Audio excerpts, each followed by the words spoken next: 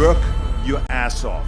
There is no magic pill. It drives me crazy to go to the gym. You read 1 hour a day. I went and worked out 5 hours a day, and I was working on construction with 24 hours a day. Organize your day. Work hard. I'm here to talk about success.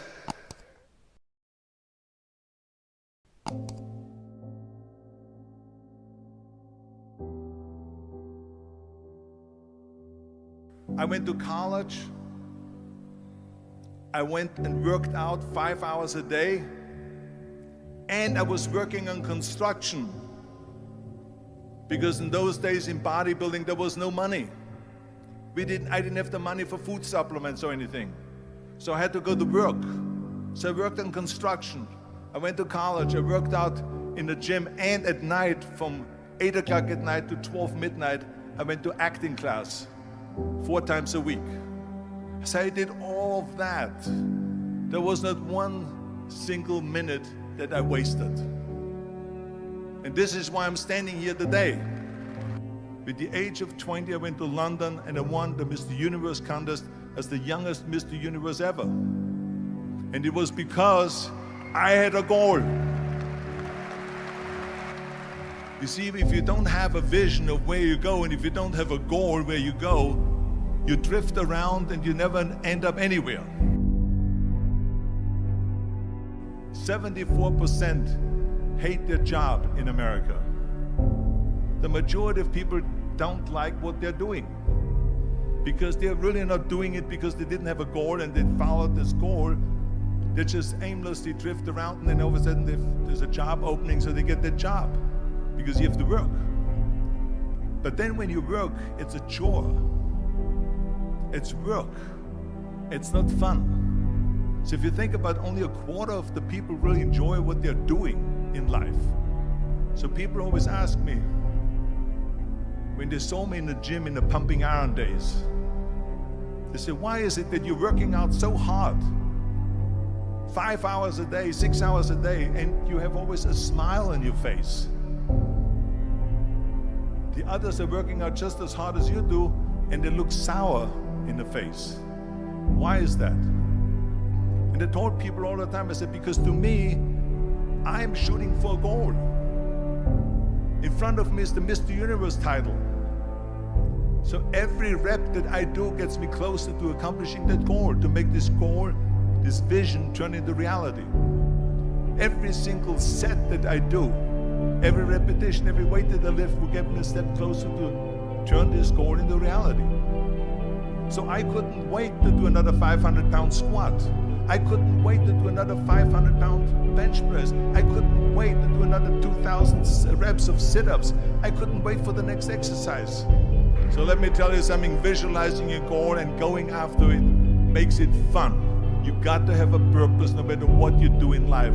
You got to have a purpose. And Muhammad Ali worked his butt off, and I saw it firsthand. And I remember that there was a sports writer that was there in the gym when he was working out and he was doing sit-ups. And they asked him, how many sit-ups do you do? And he said, I don't start counting until it hurts. Now think about that. He doesn't start counting his sit-ups until he feels pain. That's when he starts counting. That is working hard. And so you can't get around the hard work. It doesn't matter who it is. Work your ass off. There is no magic pill. There is no magic out there. You cannot get around. You have to work and work and work. Make sure of this and make sure of that and all that stuff. So it's work. And it drives me crazy when people say that they don't have enough time to go to the gym for 45 minutes a day and work out. Or to do something for 45 minutes to an hour a day to improve. If it is physically improve or if it is mentally to improve. Imagine you read 1 hour a day about history. How much you will learn after 365 hours in 1 year. Think about if you study about the history of musicians, of composers, how much you would know.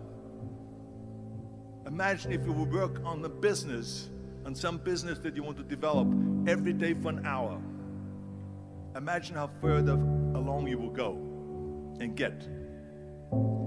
So it drives me nuts because when people say we don't have the time, we have 24 hours a day. We sleep 6 hours a day, so that gives you still 18 hours. So there's someone shaking their head out here in front to say probably, I don't sleep 6 hours, I sleep 8 hours, right? Or just sleep faster. So we have 18 hours a day. The average person works around 8 to 10 hours. So let's assume it's 10 hours, so we have 8 hours left. Then you travel around an hour a day, maybe 2 hours a day. So now you have still 6 hours left. So what do you do with these 6 hours? What do you do with these 6 hours? Then we eat a little bit, then we schmooze a little bit, talk a little bit to people and all that stuff. But you can see how much time there is available if you organize your day. So you got to work hard.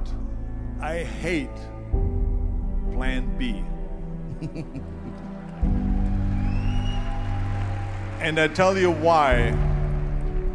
Because we have so many doubters, as I've said earlier, the no-sayers. We have so many of those people that say no and you can't do it, that's impossible.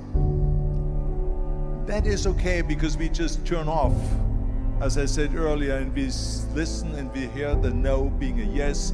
You can't do it, you can do it, and all of that.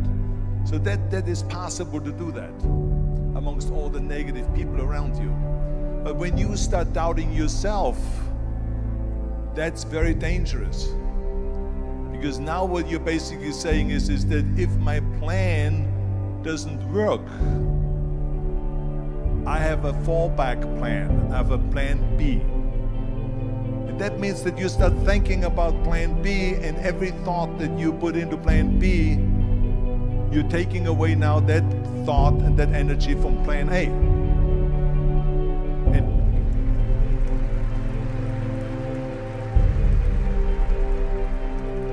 And it's very important to understand that we function better if there is no safety net, because plan B becomes a safety net. It says that if I fail, then I fall and I get picked up and I have something else there that will protect me.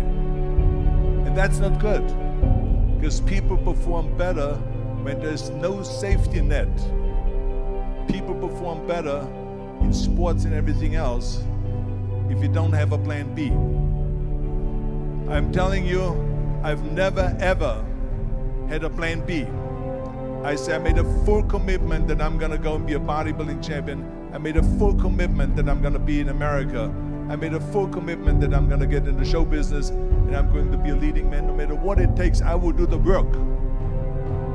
I will do the work over and over and over until I get it. And the same was in politics and everything like that. So to me, it is very dangerous to have a plan B, because you're cutting yourself off from the chance of really succeeding. And the reason, one of the main reasons why people want to have a plan B is because they are worried about failing. What is if I fail, then I don't have anything else? Well, let me tell you something. Don't be afraid of failing, because there's nothing wrong with failing. You have to fail in order to climb that ladder. There's no one that doesn't fail. Michael Jordan said in one of his interviews, when they said, "You're unbelievable, you're the greatest basketball player of all times." I mean, tell me about that. And he says, well, you're just mentioning the successes. But he says, for me to become the greatest basketball player, I missed 9,000 shots when I was playing basketball at the NBA games. So during these games that he was so successful, he missed 9,000 shots. Does it make him a failure? No. He's one of the greatest basketball players of all times, but he failed 9,000 times. Do you get it? We all fail. It's okay.